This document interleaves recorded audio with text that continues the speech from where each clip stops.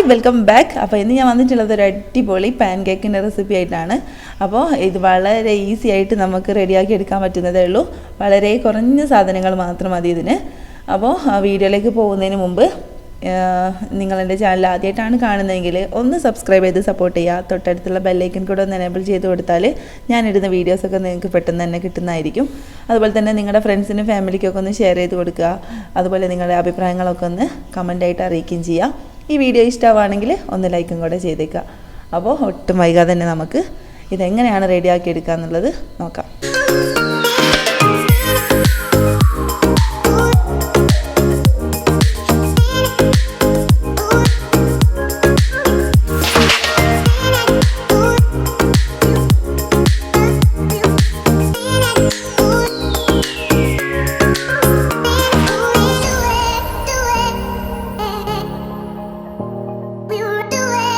അപ്പോൾ ഇത് റെഡിയാക്കി എടുക്കാൻ വേണ്ടി ഞാൻ എന്താ ഇവിടെ ഒരു മിക്സിൻ്റെ ജാർ എടുത്ത് വെച്ചിട്ടുണ്ട്. അതിലേക്ക് ഒരു പഴം ഇതുപോലെ ഒന്ന് കട്ടാക്കിയിട്ട് കൊടുക്കുക.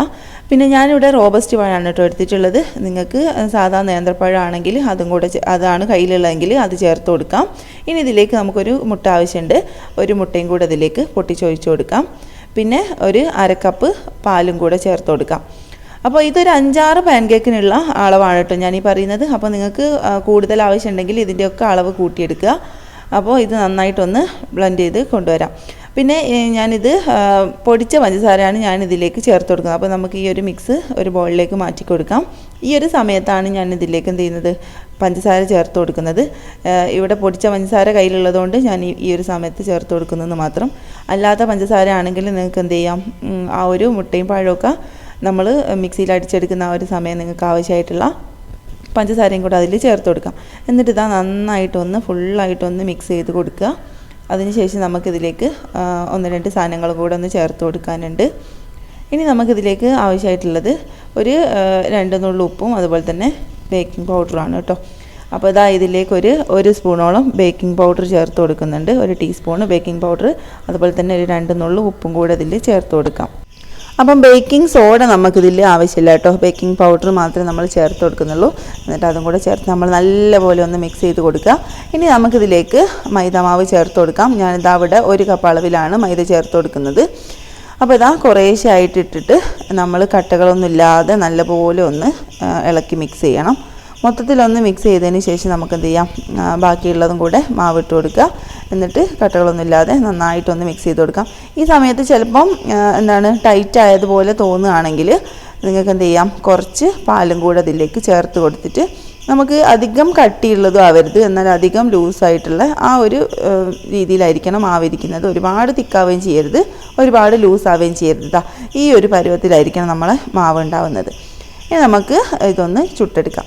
അതിനായിട്ട് ഞാനിതാ ഒരു പാൻ അടുപ്പിലേക്ക് വെച്ചിട്ടുണ്ട്. അതിലേക്ക് ബട്ടറോ അല്ലെങ്കിൽ ഗീയോ എന്തെങ്കിലും ഒന്ന് ഗ്രീസ് ചെയ്ത് കൊടുത്തതിന് ശേഷം ഒരു കയ്യിൽ മാവ് എടുത്ത് ഒഴിച്ചു കൊടുക്കുക. എന്നിപ്പോൾ ഇത് ഒഴിച്ചു കൊടുക്കുന്ന സമയം നമുക്ക് ഹൈ ഫ്ലെയിമിലിട്ടണം. ഹൈ ഫ്ലെയിമിലിട്ടിട്ട് വേണം നമ്മളിതൊന്ന് ഒഴിച്ചു കൊടുക്കാൻ. അപ്പോൾ അതിൽ ചെറിയ ചെറിയ ഹോൾസ് ഇങ്ങനെ വരാൻ തുടങ്ങും. ആ സമയം നമുക്ക് എന്ത് ചെയ്യാം, ഒന്ന് മറിച്ചിട്ട് കൊടുക്കാം. എന്നിട്ട് അതും 1 മിനിറ്റ് കഴിയുന്ന സമയം നമുക്ക് 1 മിനിറ്റ് വരെ നമുക്കിതൊന്ന് മറിച്ചിട്ട് കൊടുത്ത് ആ ഭാഗം കൂടെ ഒന്ന് വേവിച്ചെടുക്കണം. അപ്പം ഓരോ മിനിറ്റ് ഒന്ന് വേവിച്ചെടുത്താൽ മതി. എന്നിട്ട് നമുക്ക് എന്ത് ചെയ്യാം, നേരെ പ്ലേറ്റിലോട്ട് മാറ്റാം. ഇതുപോലെ തന്നെ നമുക്ക് എന്ത് ചെയ്യാം, ബാക്കിയുള്ളതും കൂടെ ഒന്ന് ചുട്ടെടുക്കാം.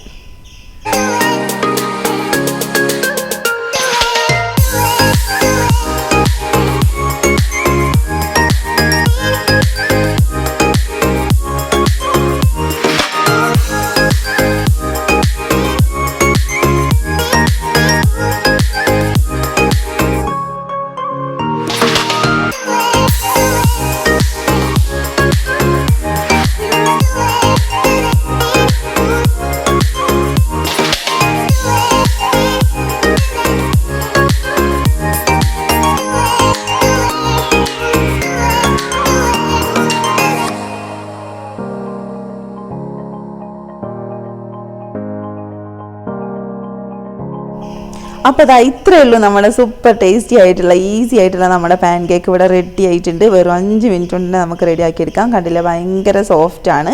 അതുപോലെ തന്നെ ആ ഒരു പാലിൻ്റെയും മുട്ടയുടെയും ആ ഒരു പഴത്തിൻ്റെയും ഒക്കെ അടിപൊളി ടേസ്റ്റുമാണ്. മക്കൾക്കൊക്കെ തീർച്ചയായിട്ടും ഇഷ്ടപ്പെടും. അപ്പോൾ ഞാനിതാ അതിലേക്ക് കുറച്ച് പൊടിച്ച പഞ്ചസാര ഒന്ന് ഡസ്റ്റ് ചെയ്ത് കൊടുക്കുന്നുണ്ട്.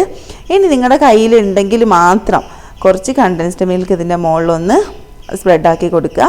അതുപോലെ തന്നെ കുറച്ച് ഇതുണ്ടെങ്കിൽ മാത്രം കേട്ടോ, ഓപ്ഷണലാണ്. ഇതില്ലെങ്കിലും ടേസ്റ്റിൽ യാതൊരു കോംപ്രമൈസും ഇല്ല, അടിപൊളി ടേസ്റ്റ് തന്നെയാണ്. അതുപോലെ നിങ്ങളുടെ കയ്യിലുണ്ടെങ്കിൽ കുറച്ച് തേനും കൂടെ ഇതുപോലെ ഒന്ന് സ്പ്രെഡാക്കി കൊടുക്കുക. ഇത് ഞാൻ വീഡിയോക്ക് ഒരു ഭംഗിക്ക് വേണ്ടിയിട്ട് ചേർത്തെന്ന് മാത്രമേ ഉള്ളൂ, ഇത് ചേർക്കണമെന്ന് യാതൊരു നിർബന്ധവുമില്ല. അപ്പോൾ അതാ നമ്മുടെ സൂപ്പർ ടേസ്റ്റി ആയിട്ടുള്ള നമ്മുടെ പാൻ കേക്ക് ഇവിടെ റെഡിയാണ്. അപ്പോൾ ഇതുപോലെ ട്രൈ ചെയ്ത് നോക്കാത്തവർ എന്തായാലും ഒന്ന് ട്രൈ ചെയ്ത് നോക്കുക. എന്നിട്ട് നിങ്ങളുടെ ഫീഡ്ബാക്കൊക്കെ ഒന്ന് കമൻ്റായിട്ട് അറിയിക്കുകയും ചെയ്യുക. അപ്പോൾ പുതിയൊരു വീഡിയോ ആയിട്ട് നമുക്ക് വീണ്ടും കാണാം. Okay, by.